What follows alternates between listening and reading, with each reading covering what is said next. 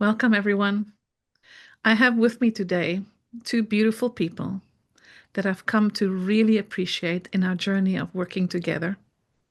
Lisa is a speech pathologist in a team of an autistic adult that we're working with, and Betsy is his esteemed mother. So I'll let them introduce themselves to you guys, and then we will take it from there. My name is Betsy, and I'm the mother of my 29-year-old son.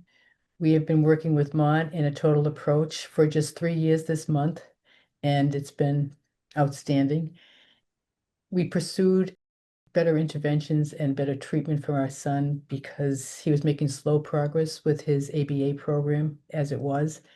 And I first learned about forebrain, and the more I learned about forebrain, the more I learned about Maud, the more I couldn't stop reading about Maud and all the work that she does. From there, we scheduled an appointment in Pennsylvania, and we had the best assessment we've ever had. We've been to Pennsylvania, I believe, for 6 intensives now. With that and with our home team, it's made quite a difference. Every day, our son makes progress. Hi there, I'm Lisa Phillips. I'm the owner of Phillips Speech and Language Therapy, and I've been a speech and language pathologist for 23 years and a school-based administrator for 2 years. And I was happily introduced to Betsy about, Like 15 months ago. yeah, I was going to say a year and a half ago. And since then, we've developed a partnership and supporting her son develop his communication skills. Awesome. So, yes, a total approach, everyone. I think most of you who are following my Instagram or Facebook or LinkedIn or YouTube knows now that I'm an occupational therapist and that my leaning towards working with families and working with children of families, adults, is leaning towards development and how development supports occupational function. So the program that we run is on a sort of intensive model built on neuroplasticity research that says that high intensity, high frequency is what changes the brain. And there's a stimulation period, and then there's a consolidation period where the client themselves have to make sense of the stimulation they've received. We help them with activation of that as we work with a home team, and then we have another intensive.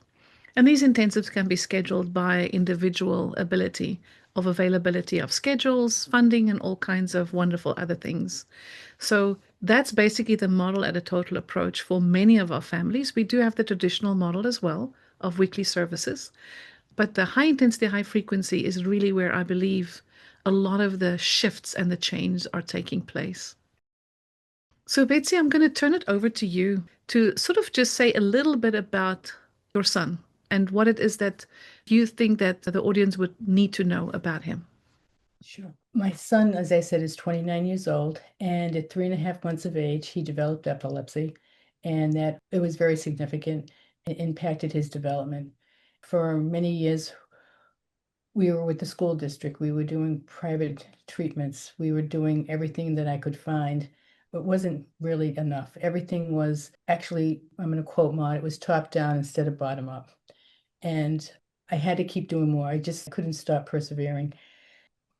I never regret anything that I've done in the last 3 to 4 years. It's been a lot of work and coordination, but I actually really love it and can't imagine doing anything else for my son. But there have been some key pointers that I've learned that were really necessary in pulling this all together.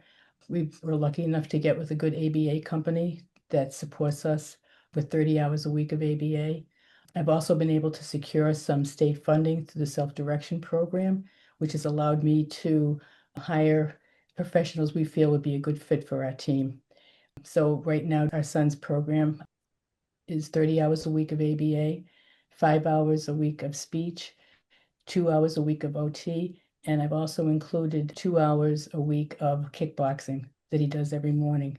And it's just been good on so many levels and watching him progress. And I can't stress enough doing your own research, the repetition, the collaboration with people.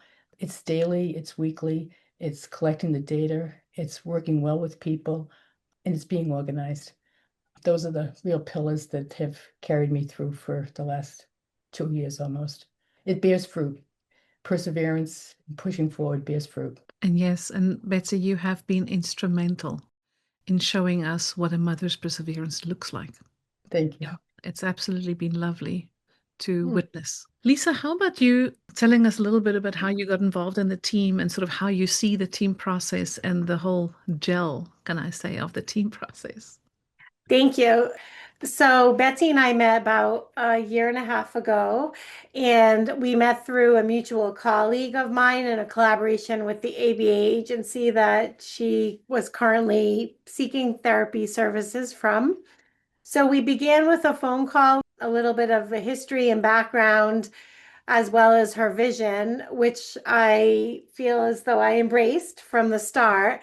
And I too feel that team approach is instrumental to making progress. So I solicited support to enlarge my speech and language team to bring on another professional to support the level of need that would require.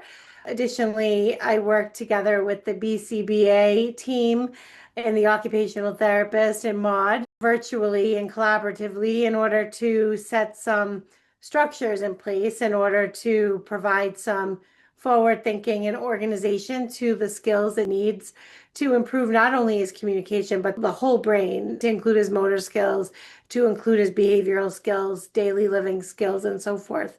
So, with this model, we've been able to have frequent consultation with the whole team virtually and consistent consultation, which is key, and an organizational path that includes an interdisciplinary approach. And that's been really helpful. And we've been doing that now for a year and a half. He's made lots of progress.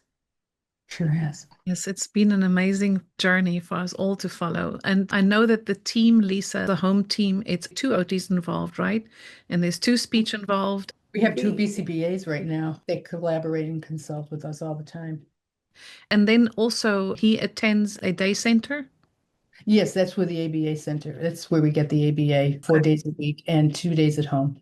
Just a little word for everyone on autistic adults. We think about autistic adults. We sometimes think that there may be a ceiling as to, okay, this is how far we got them.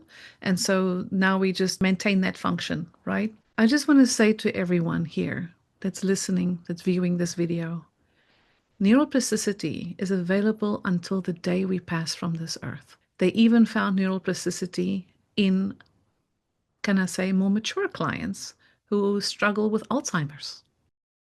Neuroplasticity is a beautiful place of scientific being where the brain remains plastic so that we can move and shift and adapt no matter the age. Our intensive program is for the adults as much as it is for our 2-year-olds. Of course, it doesn't look the same, but the intensity, the frequency is what's more important to think about as we talk about neuroplasticity. And so your son's story is a story of neuroplasticity, a story of how this is so true and why I just so appreciate you, Betsy, that you came to me and said, I don't mind doing a video with you. I don't mind telling the people what's happening. And so I really think of that with a very warm place in my heart. But this is the essence what I want people to understand. Even though when you're older, more mature, we do have fixed pathways in the brain. The brain has pruned in a certain way. And yes, the pathways that we tread more frequently are the ones that we're going to be using the most. And this is why there's so many autistic that's afraid of change, because things have to happen in a certain routine, in a certain way, in a certain place. And when you're looking at the brain's function, there's a huge amount of adaptability and flexibility in those of us that are neurotypically developing. So what you're asking that brain to do in its fixed pathways is you're asking it to shift and adapt in a different routine, in a different way that it hasn't worked in for many, many, many years. So it will be different with a 2-year-old than working with a 22-year-old. But that does not mean it cannot happen. And this is why it's so true. For some of our autistic adults, it actually happens pretty quickly. For others, it may take them quite a while before they start showing these first shifts because they have to let go. They have to let go of older patterns and move into newer patterns. And for that, they have to trust their bodies to be able to deal with it. It does look different when you are an adult, but neuroplasticity is exactly the same. So, over to you again, Betsy. Can you tell us a little bit about maybe some of the highlights for you as you supported your son through our program? I have so many memories. There's so many high points.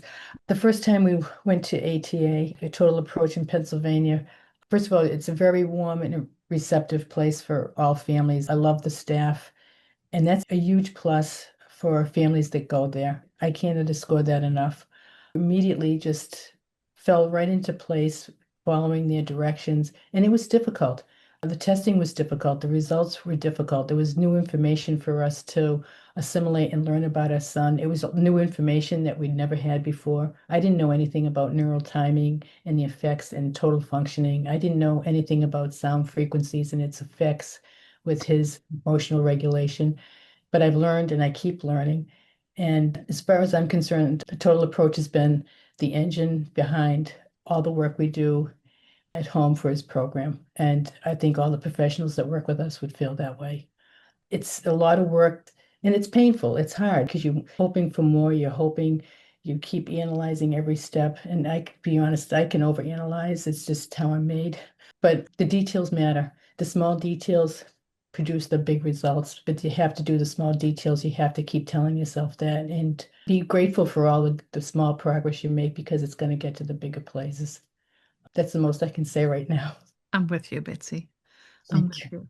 And I think overall, it was communication changes, it was physical motor changes, it was occupational function changes, it was sleep changes. I mean, the effort, and I want to thank you for thinking of us as the engine behind everything, is because we are the foundational neural work, right?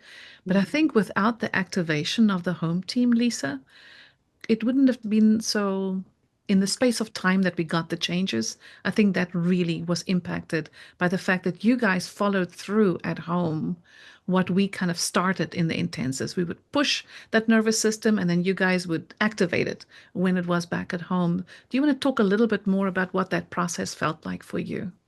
Yes, it's really an act of collaboration and unity and believing in the instinctual value of what parents feel about their kids. And I think in my experiences with professionals across disciplines, there's occasionally some pushback to parents when they are such strong advocates for their children. But I've always felt that having that level of advocacy is what is needed to move the ball forward. And I consider Betsy as much of a colleague as I do a parent that is an advocate for her son, because with that driving force that she's provided to the team, I've been able to have the honor to jump on board and be able to facilitate that outward with like-minded professionals and be able to continually hold us to high expectations and move us in the right direction and think about our next steps and continually reshape and refocus. And that's been really valuable and fun. And consequently, we feel her son has made some wonderful gains, telling me that all the time. That's true. I'm going to share maybe one of my sort of thoughts if I think back about his journey. And I remember, because I'm the one doing the video reviews for the home team from the work that's been done at the intensives. And I remember in the beginning playing ball. Oh, yeah. It was session after session after session of playing ball. And it was sometimes I felt like, I wonder what the home team is going to think. We're playing ball again, right? Because we don't, of course, record all the sessions. We only record the social emotional sessions for different reasons, the practical stuff we discuss on the consultations. But it was so interesting to kind of see how, when Betsy was talking earlier about those small shifts, how every time the activity may not have changed for quite a while. Of course, now it's definitely, there's much more to it than playing ball, but the nuances of how he did it. I remember sitting on the video thinking, wow, the first time that he sort of said, throw to me. me. And he had his hand over his chest and he said, me, right? And it was like the first time that he saw himself as a me entity, as a entity of his own identity. That was tear-jerking worthy for me sitting in my office. Thank goodness nobody can see me.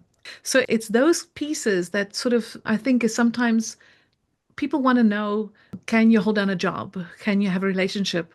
But it's those little nuances, actually, that the whole team harnessed from the beginning to sort of say, okay, we're going to take this little nuance and we're going to add that to another nuance until we could get to the bigger picture. Another highlight for me was one time when you said to us at one of our team meetings, I think, Betsy, you said about how he answered the door, which he never would have done. He answered the door, looked at the mailman, and said, Dad, here's something for you. It's like, right, just a functional space of being. Whereas before, I would say he was more sort of looking at what's the environment going to do on him, how the environment is encroaching on him, and to see him blossom, to come to a place where he is the one that's organizing his environment. He's communicating, he is discussing, and then getting him into his symbolic thought was actually another little highlight. I can go on and on about the highlights. So maybe what I should just ask, Betsy, what is your highlight that you want to sort of think about? That's really tough, Maud. I'm not prepared. There's so many highlights. Oh, there's so many, Maud. Just telling me he loves me so frequently and embracing me. And it's just the sound of his words and the voice, how smooth it just floats out. It's never happened before. That's incredible. And it happens every day. You just see more of who he is all the time. He lets us see that. But I have to say, when he tells me he loves me, and it's just the words just flow, is just the best. It's the best. Of course, there's nothing that can top the love between a mother and her child, right? So yes, I get that. I get that. Lisa, what's your highlight? Definitely the connection between his verbal and his nonverbal. You know, he's saying the words, but he has the expression to pair with it. He asks questions, he makes statements, he has exclamation in his voice, his eyes light up. So I feel as though that neurological orientation to integrating the left and the right hemisphere and the nonverbal and the verbal are all somewhat gelling for him. And I think when we started, it was more my teaching him, and of course, that's the role. But I think now the communication is more reciprocal than it was when we started. Beautiful. It's Mm. true. We see that when he's here. I think that maybe we should end this time together by adding a message of hope for all those families out there. Betsy, if you can give a family one piece, what would that be? To be patient with yourself and have trust in the people, the professionals that you're working with your son, but to have patience with yourself and to take care of yourself so that you can be there. I think that's very powerful. Very powerful. It's so often when we have families, they would say, I'm just taking all my resources and I'm spending it on my son, my daughter. Don't worry about me, Ma. Just take care of my child. But really, when a child also needs the parent to take care of the parent so that the parent can be to take care of the child. And so I think it's a dual process. I value that, Betsy. I really do. How about you, Lisa? Perseverance and collaboration, I think, are two really important takeaways for me. I love the process, and it is a process, and it's not always fast, and there's not always a quick turnover. But that perseverance is so necessary because with time, the plasticity neurologically, the brain changes, and allowing the gift of time to ensue, I think is wonderful. And then the collaboration, Betsy is by far the expert on. So without any question, we have to use that gift that she has as his mom to move forward in all of the skills that we're able to teach him. That's right. So the Right. collaboration is key. And it's so important because if Betsy didn't believe, then they wouldn't come all this way to come and do intensives. What's it, 2 states away from where you live? It's only 500 miles. Oh my goodness, only. But I must say for everybody out there, it's not about perfection. It's not about full function. It's about having function that values the self, to be a participant in life. That to me is the essence that carries me every day. I don't go for a score. I don't go for what is the pre and post measurements. We need to do that because insurance asks for it. But what is really the biggest piece for me is that function lies in how the individual values his own contribution and that he does have a contribution to make. And I think this is why this video is so timely, because he has arrived there. He knows he has a contribution. He knows he's got something to say. And boy, does he have a sense of humor. And that laugh of his can go through the hallways. So it's been a pleasure getting to know him. A pleasure to have you guys as a family on board. And it's just such a message. It takes a village. It's not just a saying, it's a truth statement. It takes a village. Nobody can do this on their own. I want to thank you for being here today and thank you for allowing this time to happen. I really appreciate it. And I'm hoping to all of you out there that you take this as a message of hope. Thank you. Thank you, Maud. That was wonderful. Thank you. Thank you, Maud.